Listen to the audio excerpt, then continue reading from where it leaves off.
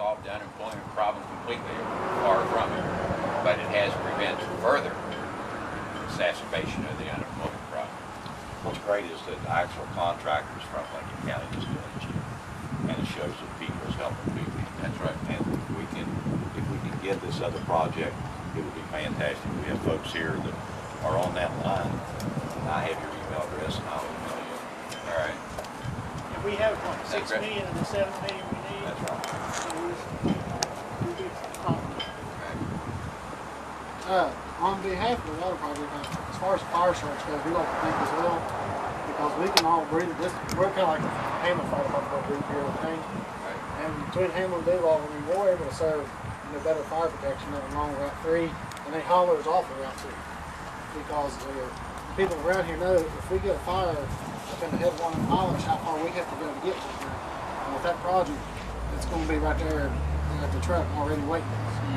So, on behalf of the fire service, we thank you as well. Well, thank you for what you do. You're there 24/7 for our people. Thank you. Yes, sir. You're the ones that, yes. You know, one of the things I think we have to remember, we're not talking about just a Democrat running against a Republican. What we're talking about is somebody that has been there, done the work, understands the needs of the state and the country, versus what I consider a radical element of the Republican Party. And we're talking about an element of the party that doesn't support things like minimum wage. We're talking about an element that doesn't think that everybody deserves health care, that thinks that tax breaks should go to the rich. So a lot is at stake this election.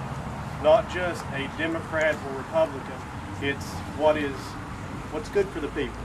And what, at the end of the day, we know that our neighbors, whether we're taken care of, they should also be taken care of. So that's why I appreciate everything Congressman Rahall's done, and anything we can do to help him get reelected, we must do.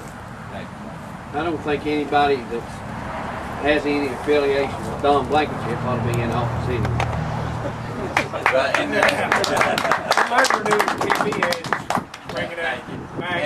the Pelosi question, he says I vote with her 98% of the time. You look at what those votes are based upon, and they're based upon like Republican motions to adjourn, which I never believe come to work at 10 a.m. and journey to go home at 10 a.m. or 10:30 a.m. rather, which they offer hundreds of those type of votes because they don't like what we're considering during the course of the day. So yeah, I'm going to vote not to adjourn. A bunch of other frivolous votes, but you look at the substantive issues that really count. I have differed with the speaker on it.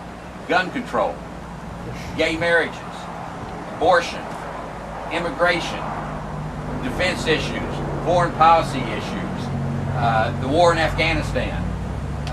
The big issues and I've disagreed with presidents on them, including this president. I believe, like Senator Byrd said, I don't work for any president. I work with him.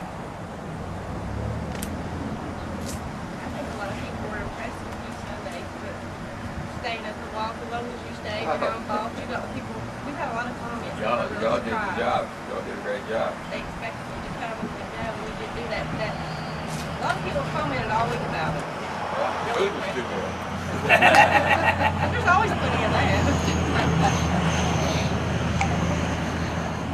I want to thank you also for Tri-River Transit, the public transportation that we have now, Right. Lincoln, Logan, and Boone and Mingo. Without you and our other federal delegates, we wouldn't be able to have the public transportation for the people who don't have to wait to the doctors and to the grocery stores. And we need continued support on that. Thank you, Paul. But speaking of transportation, that's the best thing we can do to follow up when the stimulus is complete, is the reauthorization of the 6-year aid to transportation, which includes transit funding, which includes money for all of our highways. The problem, the reason we're a year late in doing that is highway trust fund broke, and we don't know where to find the money. That's the usual question: where do you find the money? People talk about gas tax increases, or toll about the private market, or additional bonds, or whatever. But we've got to find some way to do it. If it's a combination of all of the above, or wherever, we've got to find money to reauthorize money that's needed for all of our roads and highways and transit.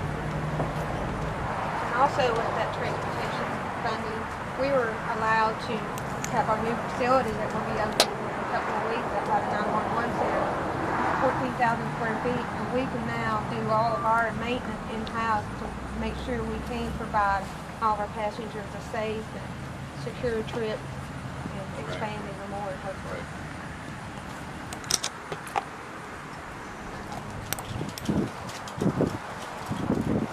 We'll take any dime you can get us on for water for this county. Any dime you can get us, Bill. And we appreciate what you've done. We've got a lot of people that need water. Got a lot of bad water. Started many years ago, which Charles and Tom and Jeff know about, is through the Army Corps of Engineers, the Section 304 funding. I'm not sure whether we've used some of that money here. Yeah, we have used some of that money here in Lincoln County. Yeah, which I've been able to get appropriated about $30 million over the years. But we need to get more money for that, and it's a way to complement the other sources of money we have and agencies we have that those projects are done through the Corps of Engineers. There's not any project you can fund through one source. That's right. Through more sources. That's right. And that program's called the Southern Environmental and Infrastructure Program. That's the name I was trying to think of. Mr. Rahall, would you be the chairman of parks as well?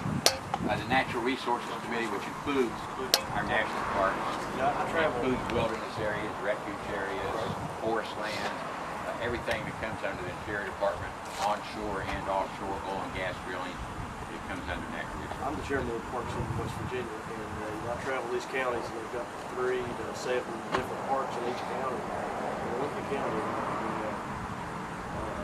park for our kids and our families to go to and enjoy themselves. We bring everybody around the county as well. If there's anything we can do in that aspect as well, I would be sure, like I sure would be great. Appreciate that. I've been working 2 years trying to get the mansion. It's been almost 32 years since we've added the park to the state. So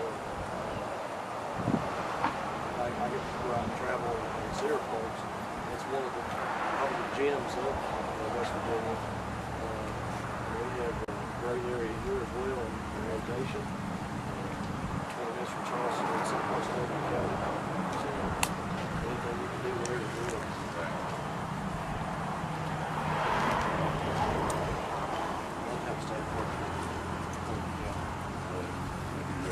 We've had some discussion on taking our Mud River Dam, this DNR stuff, and trying to get the way into the water. That's our goal. Add some tank. I think we can make it happen. I've been talking to the state on it today. It's a money issue. Partly it's convincing that it's be a good traffic area. Yeah. We're convinced, like Jeff said, between Lake and Charleston, 25 miles either way. We've got a nice lake up here. We don't have to take those facilities. We just have to have events people do.